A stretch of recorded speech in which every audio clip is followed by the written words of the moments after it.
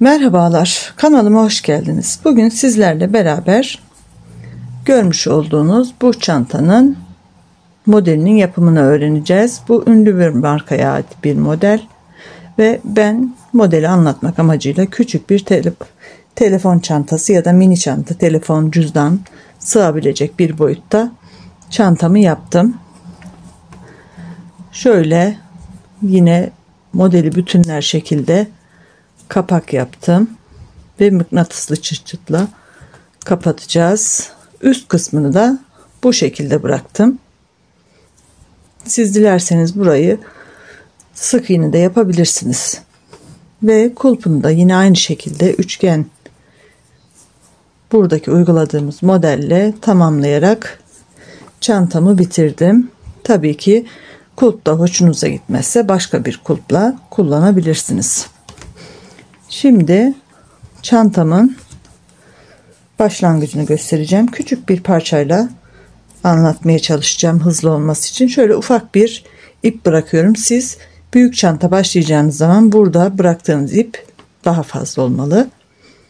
Kullandığım ip de polyester makrome ipi ve 3 milimetrelik tığ kullanıyorum.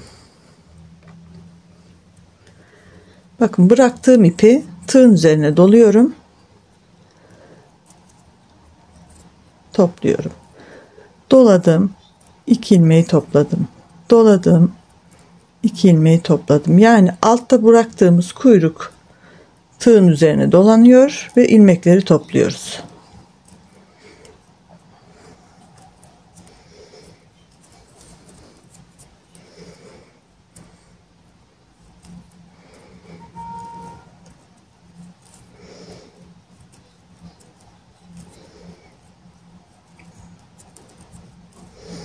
Bu kadar yeterli. Bir zincir çekiyorum. Bakın, yaptığımız başlangıç dört bir taraftan da saç örgüsü görünümünü alıyor. Batacağımız nokta burası.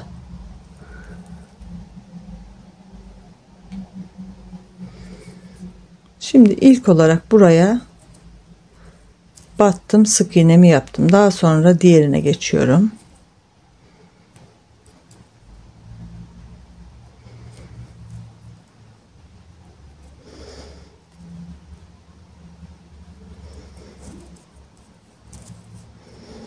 Sırasıyla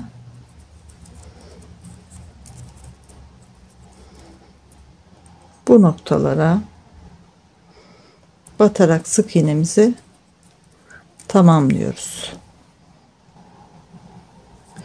Sık iğnelerimi yaparak sıra sonuna geldim. Sıra sonunda bir tane batım yerimiz kaldı. Buraya batıyorum. Sık iğnemi yaptım. Aynı yere ikinci defa batıyorum. Sık iğnemi yaptım ve aynı yere üçüncü defa batıyorum ve sık iğnemi yapıyorum. 3 tane sık iğnesi yaptık en baştakine. Çünkü burada döndük. Sırasıyla şimdi yine sık iğnelerimizi yapacağız. Karşıdaki sık iğnelerin tam karşısına batıyoruz. Bakın, battığımız nokta bu şekilde görünecek.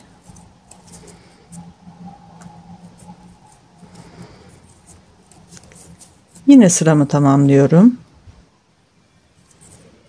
Yine sıramı tamamladım. İlk battığımız yer burası. Birinci sık iğnemizin olduğu yer. Buraya bir defa batmıştık. Tekrar batıyorum. İkinci sık iğne. Tekrar batıyorum. Üçüncü sık iğne. Yani karşı tarafta 3 batmıştık. Burada da 3 oldu battığımız yer. Şöyle ilmeğimi kaydırdım. Bir zincir çekiyorum ve bu kaydırdığımız yere değil, bir sonrakine batarak yine sık iğnelerimi yapmaya devam ediyorum.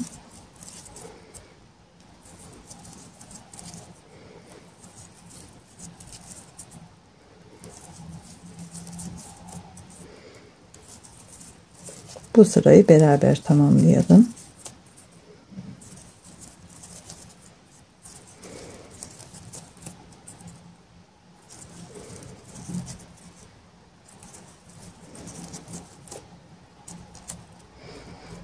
Burada dönüşte 3 tane batmıştık. 1 2 3. Birincisine bir, aynı yere ikinci defa battım. Buradaki ikinci olan sık iğneye bir defa batıyorum ve üçüncü olan sık iğneye bir, iki defa aynı yere battım. Yani yine dönüşü bu şekilde yapmış olduk. Şimdi sık iğnelerimi sıramın sonuna kadar tamamlıyorum. Sıramın sonuna geldim ve sıra sonunda 1 2 3 tane sık iğnem kaldı. Birinci sık iğneye bir, aynı yere ikinciyi battım. İkinci sık iğneye bir defa batıyorum. Üçüncü sık iğneye bir, aynı yere bir kez daha battım. Ve bakın ilk sık iğnemiz şurası. Şuradaki görüntü sizi aldatmasın. Bura kaydırma yaptığımız ilmek. Buraya değil. Hemen görünen sık iğnemizin, bakın şunun altında sık iğne yok. Burada var. İlmeğimi kaydırdım. Bu şekilde tabanımızı oluşturduk. Bu tabanın daha enli olmasını isterseniz yine dönüşlerde burada 2 2 batmıştık. Bir de bu vardı. 5 oldu. Birinciye ve beşinciye ikişer defa batarak büyütmeyi devam edebilirsiniz. Şimdi ben artık bu kadar taban yeter diyorum ve bu sırada hiç artırma yapmadan devam ediyorum.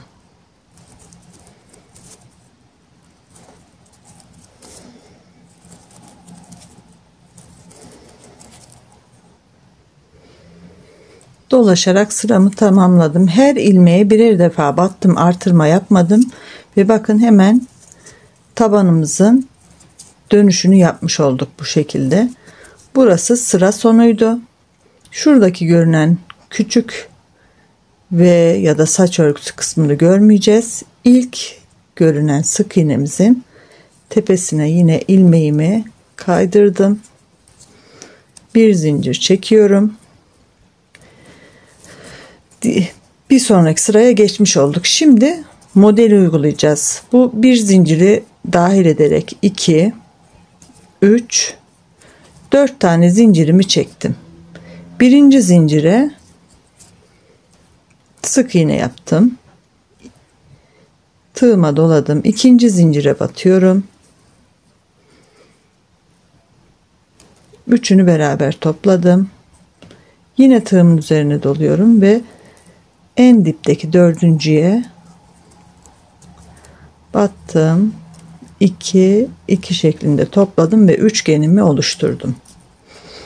Burada şuraya batmıştık. 1 2 3 dördüncüye battım ben. Eğer dördüncü size çok gelirse, burada kasılma olursa üçüncüye de batabilirsiniz. 1 2 3 4.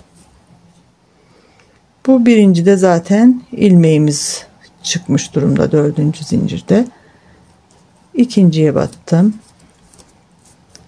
Sık iğne, tığıma doladım. Üçüncü zincire batıyorum ve bu ilmeklerimi biraz şöyle geniş alıyorum. Üçünü beraber topladım, doladım. Dördüncü zincire batıyorum. Yine böyle sımsıkı değil de biraz geniş, üçgenimizin altını rahat oluşturuyoruz bu şekilde. Şu battığımız yerden sonra 1 2 3 dördüncü noktaya batıyoruz ve ilmeğimizi kaydırarak birleştiriyoruz. 1 2 3 4. Son kez beraber yapalım. 1 2 3 bundan başlıyoruz. Sık iğnemizi yaptık, doladık. Sıradaki zincire battık ve zincirimizi böyle sımsıkı değil, biraz şöyle rahat bırakıyoruz. tek seferde çektik. Dördüncü zincirime de batıyorum, ilmeğimi alıyorum. Yine bu ilmek böyle sımsıkı değil, biraz şöyle geniş. 2 ve 2. Üçgenimizi tamamladık. Şu noktadan sonra 1 2 3 dördüncü noktaya batıyorum ve ilmeğimi kaydırarak birleştirdim. Bu şekilde yapacağım ve başlangıç yerine geleceğim.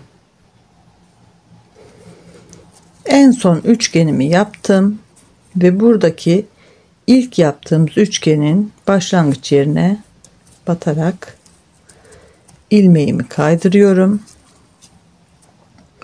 ve şu araya batıyorum, kaydırdım. Bir sonraki araya batıyorum, kaydırdım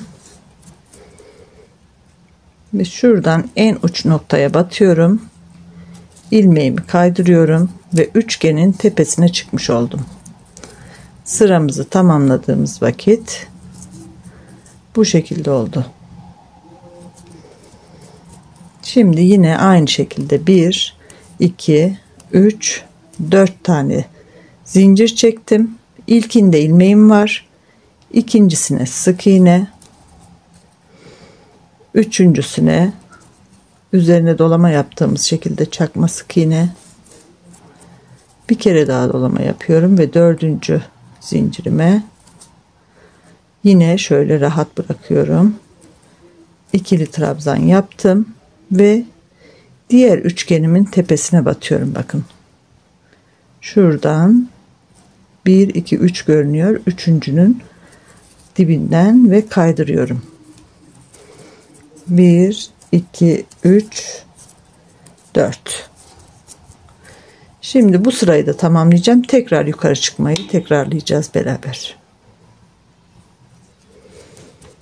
Gördüğünüz gibi yine en son üçgenimi yaptım.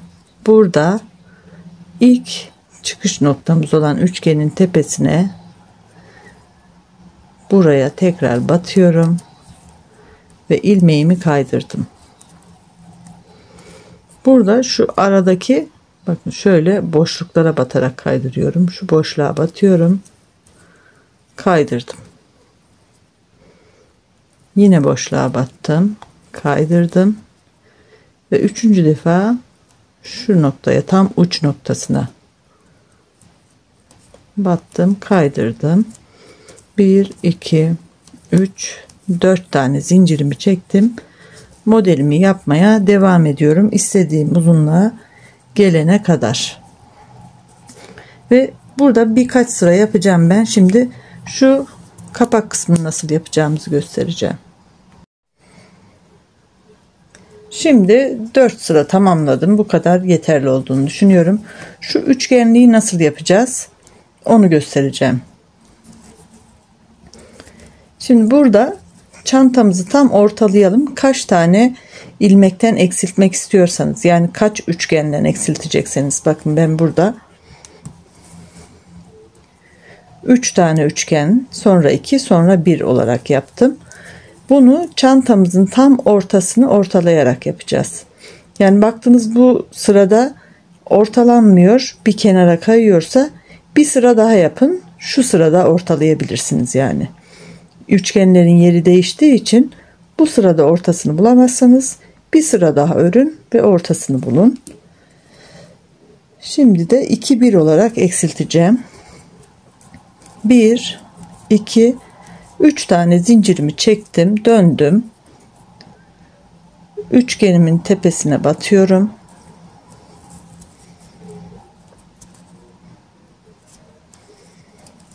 İlmeğimi kaydırdım. 1 2 3 tane yine zincirimi çektim. Sıradaki üçgenimin tam tepe noktasına batıyorum. 1 2 3 4 tane zincirimi çektim. Üçgenlerimizin ön yüzü burası olması için bu zinciri çekiyorum. Yani hep üçgenleri düz yüzden yaptığımız için, dönerek ördüğümüzden bu da düz olacak bu zincirler sayesinde. Yine ikinci zincire sık iğne, üçüncü zincire gayet geniş bir çakma sık iğne ve dördüncü zincire de ikili trabzanımı yaptım. Örerken yönü bu tarafa doğru gibi oluyor. Şuradaki dönüş olduğu için tekrar sıradaki üçgenimin tepesine sabitledim ve bakın zincirle bütünleşti. 1 2 3 4 tane zincirimi çektim. Yine üçgenimi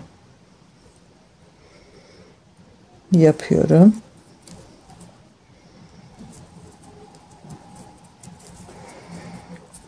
Ve bir sonraki üçgenin tepesine kaydırarak birleştirdim. Bir zincir çekiyorum. Gördüğünüz gibi iki üçgenimiz oldu. Döndüm.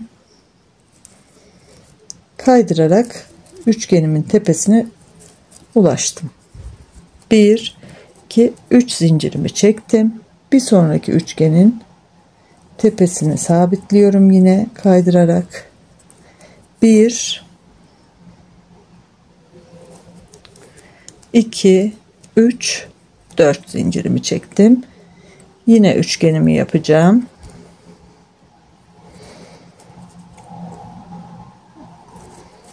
Çakma sık iğnemi yaptım. Ve ikili trabzanımı yaptım. Dönüyorum. Üçgenimin tepesine sabitleyerek ipimi burada kesiyorum ve içinde saklayarak uç kısmını da yakarak sabitleyin.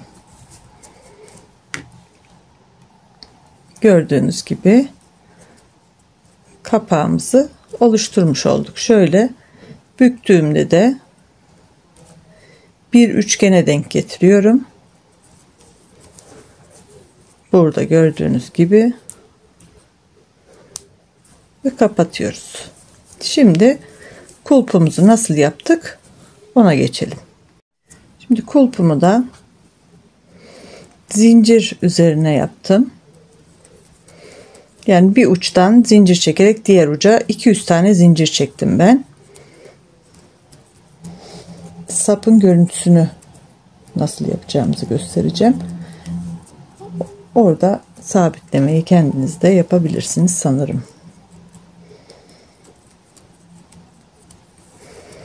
Bu kadar uzunluk yeter diye düşünüyorum.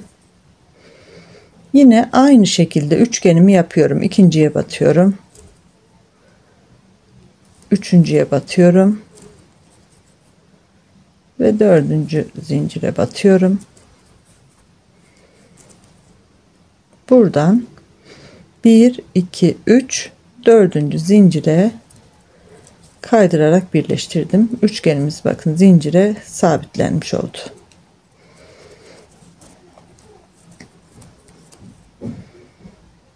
Yine aynı şekilde önce üçgenimi oluşturuyorum.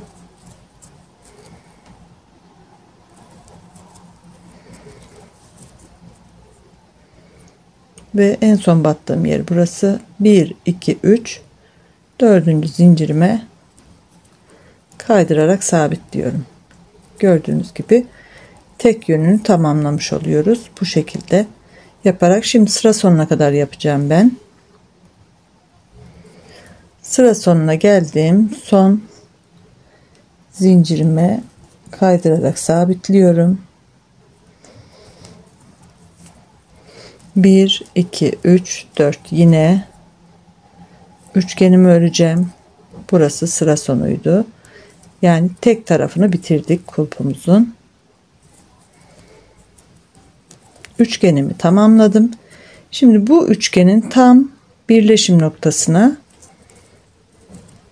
ilmeğimi kaydırarak birleştiriyorum. Ve bakın bu görüntüyü oluşturduk.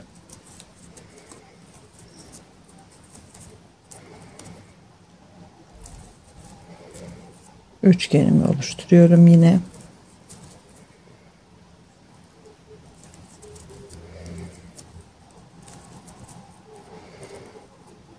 Burada şurası birleşim noktası. Burada boşluğa değil de ilmeklerin arasına batmaya dikkat edin. Yani arası açık delikli bir görüntü oluşmasın diye.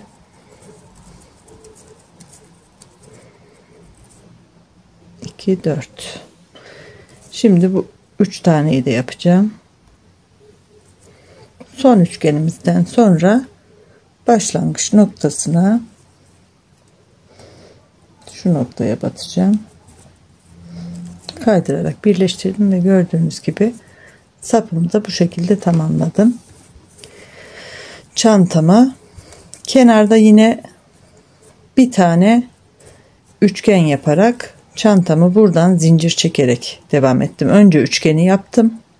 Daha sonra zinciri çektim. Diğer tarafa geçtim. Diğer tarafta da bir üçgen yaptım. Yani sıradaki üçgenlerime bağlayarak bir üçgen yapıyorum. Zincirimi birleştiriyorum ve önce bir tarafı yapıyorum giderken, sonra gelirken de diğer tarafı yapıyorum. Burada bitiriyorum. Ve görmüş olduğunuz çantamız bu şekilde. Umarım beğenmişsinizdir. Emin olun çok hızlı ilerleyen bir model. Bir akşam otursanız böyle küçük bir çantayı hemen yapabilirsiniz. Yapacak olanlara şimdiden kolaylıklar diliyorum. İzlediğiniz için çok teşekkür ediyorum. Bir sonraki videomda buluşana dek hoşça kalın. Kendinize çok iyi bakın.